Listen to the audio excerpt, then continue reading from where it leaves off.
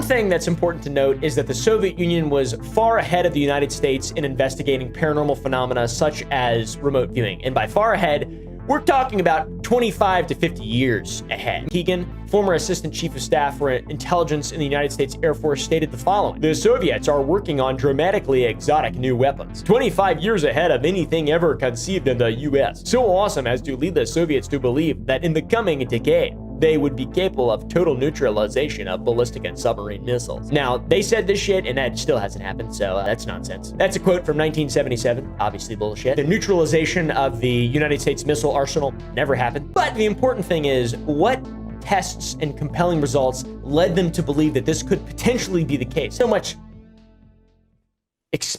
This is the paranormal arms race, and this stems from one woman, Nina Kulagina, a psychic from Leningrad who stopped a frog's heart with her mind in 40 seconds. Now, it's important to note, I think, from Nina's case, that the frog's heart had been separated from its body, and it was placed in a container of saline solution. And, one might think, of course the frog died. Its heart was removed, but the heart was still functioning. And it's a frog's heart. I don't know how the f works, but they had a cardiogram attached to monitor the heartbeat, and it would have failed on its own in 2 hours, but Nina's mental concentration was pronounced to have stopped the heartbeat with abruptness after seemingly creating a sudden burst of electric energy. Important caveat, the heart would have stopped anyways in 2 hours. Now, Americans seem to be more skeptical of parapsychological paranormal phenomena with our classic mentality of seeing is believing, or whatever the f they say about Santa Claus. First prove to me that it exists, and then recreate it, and then I'll believe it.